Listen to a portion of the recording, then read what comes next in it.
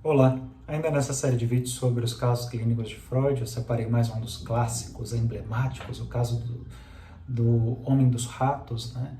Interessante que nós já tivemos a oportunidade de vê-lo anteriormente, né? Como parte de um filme, de um documentário, lá no início da nossa formação, mas nada melhor do que a gente ter a oportunidade de fazer a nossa própria leitura sobre o caso, né? Compreendê-lo em profundidade, entender o que significou esse caso. E como eu propus, eu vou trazer alguns dos principais pontos observados nesse caso, que acabam servindo não só como um pontapé inicial, mas como quase que uma guia de leitura para ajudá-los nessa etapa da formação.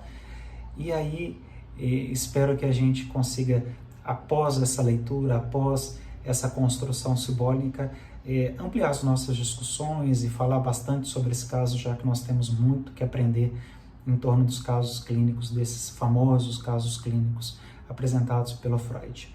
Muito bem, então esse caso do Homem dos Ratos, a gente, de acordo com relatos, né, desse caso, comenta-se que o tratamento que durou cerca de 1 ano acarretou, né, de forma muito satisfatória o restabelecimento completo da personalidade desse paciente, bem como, de alguma forma, como dizia Freud, a extensão das suas inibições e talvez até das suas angústias, né?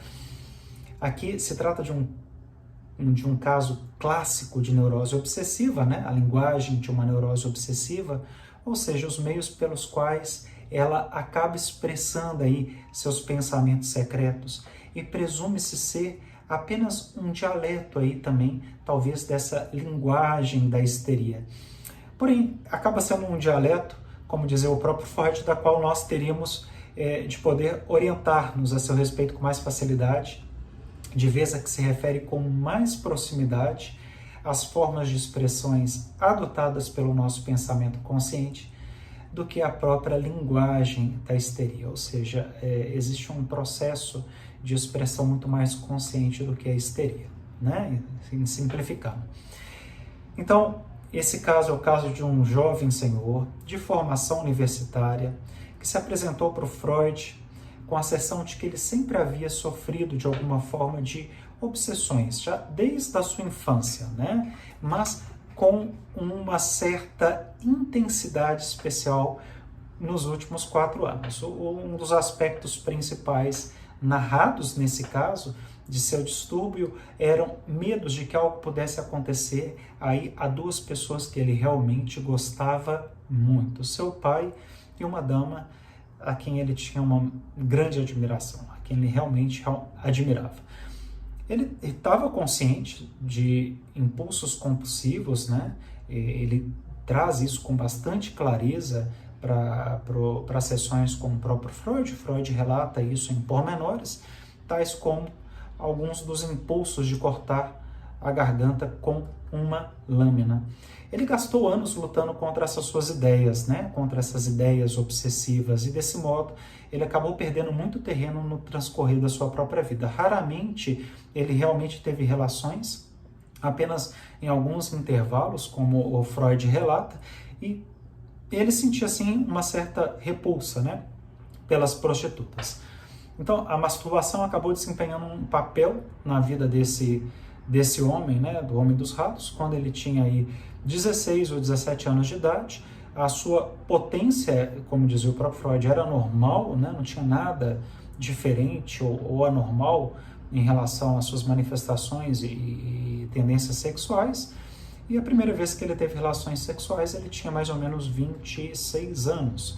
Né? O Freud comenta que, de alguma forma, ele conseguiu ajudar esse paciente a se comprometer, a se submeter a uma única e exclusiva condição de tratamento, que era dizer tudo aquilo que lhe vinha à cabeça, ou seja, sem censuras, através do método da livre associação.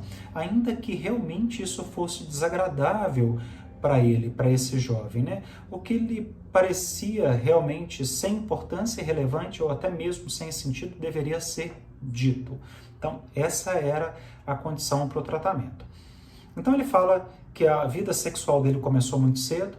Ele fala que ele consegue se lembrar de uma cena durante um momento em que ele estava no 4º ou 5º ano de idade, Dos 6 anos em diante, ele também se lembra praticamente de tudo, e essa cena acaba vindo então à sua cabeça um pouco distintamente, né? A palavra é essa, alguns anos depois.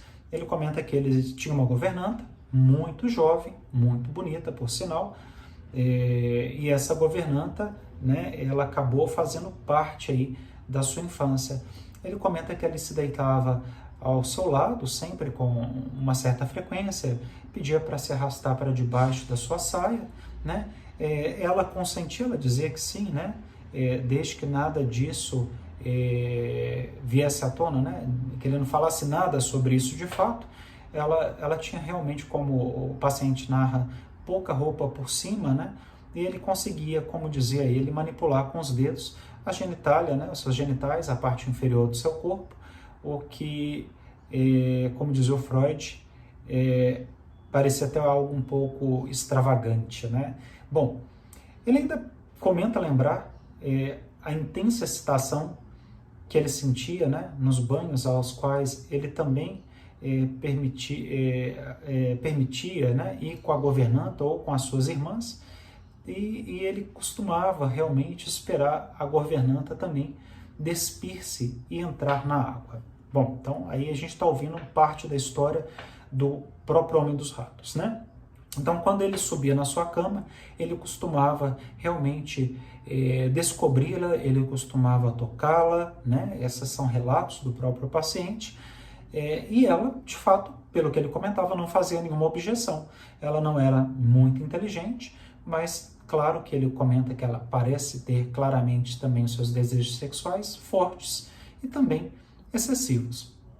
Dentro ainda do relato clínico, o paciente comenta que quando ele tinha 6 anos já sofria aí de ereções, e certa vez foi até sua mãe para se queixar de uma dessas ereções, né? Então, você vê que isso já era algo comum na sua infância, né? Ele tinha um estranho sentimento como se algo devesse acontecer, se ele de fato pensasse em tais coisas, e como se devesse fazer todo tipo de coisa realmente para poder evitar esses desejos, essa excitação que ele sentia.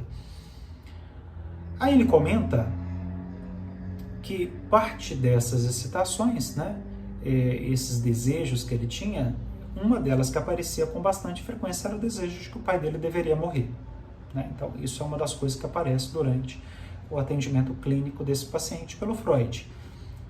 Ele fala que o seu pai, ele havia falecido muitos anos antes, né? E esse medo obsessivo era muito mais disparatado nele do que realmente deveria ser.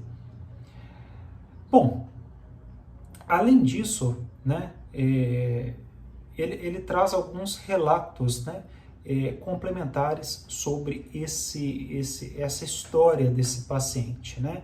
Ele fala o seguinte: não, isso não.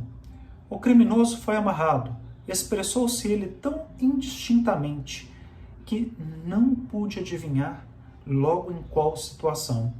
Um vaso foi virado sobre suas nádegas. Alguns ratos foram colocados dentro dele.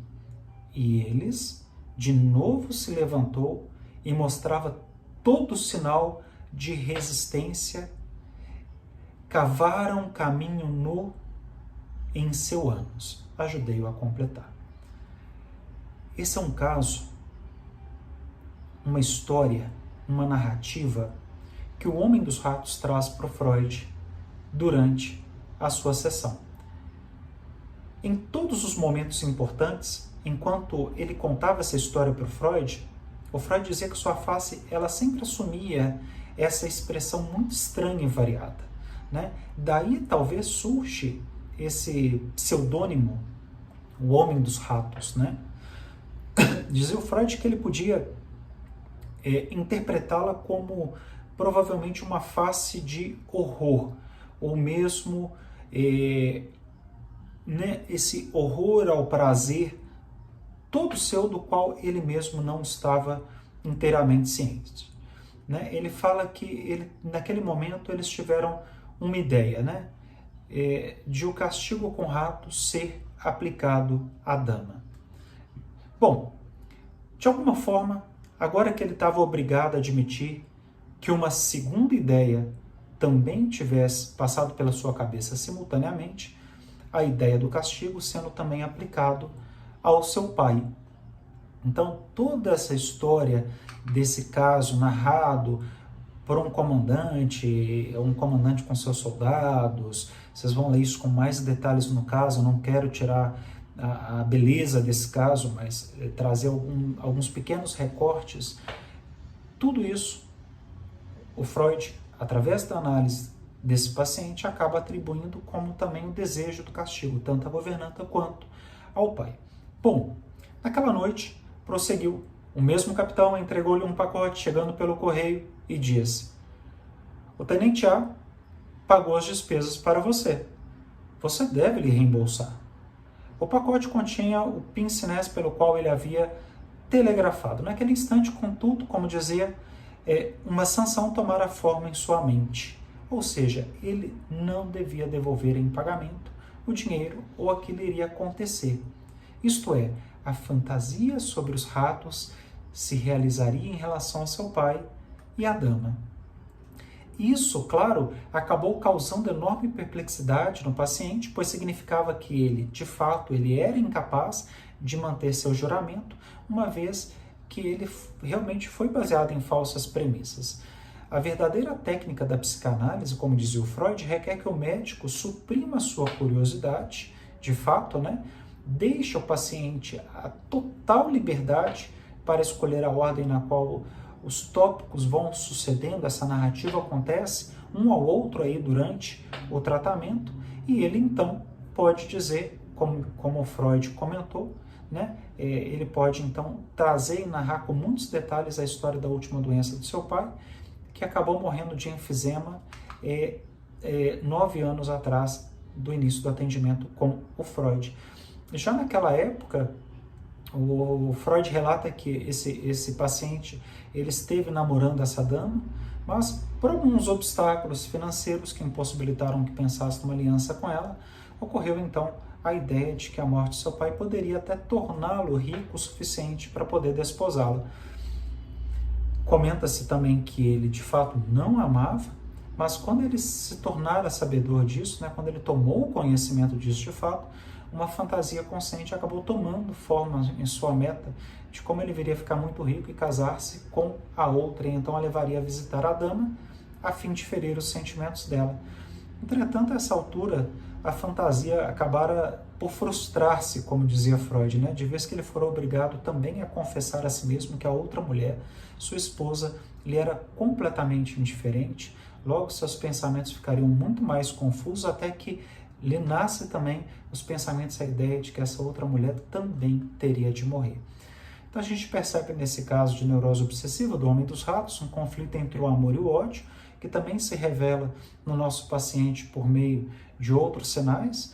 Também a gente observa esse comportamento do homem dos ratos, no qual concerne também a masturbação, o que realmente foi algo talvez aí um pouquinho fora do comum. Ele não a praticou durante a puberdade, então o Freud até acha importante mencionar isso, e ele acredita também poder fornecer de alguma forma um relato muito incompleto de toda a situação.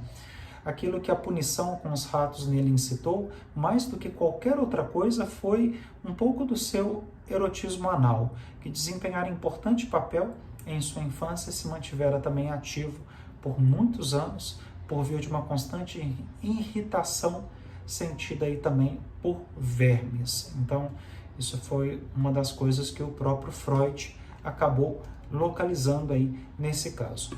O caso realmente do Homem dos Ratos é um caso muito emblemático, um caso que demanda de todos nós quase que um debruçar realmente numa leitura em profundidade, porque essas narrativas que vão e vêm, elas acabam dando lugar um pouco a esse lugar dessa neurose obsessiva. A gente vai perceber essas oscilações da narrativa desse castigo, do desejo da morte do pai, do desejo da punição da governanta. Então existe aí uma série de coisas interessantes em torno desse caso, e aí realmente a proposta é que a gente possa fazer esse mesmo exercício Eu trouxe aí algumas pequenas características que podem ilustrar isso. Espero que de alguma forma essas características contribuam para todos nós. É isso.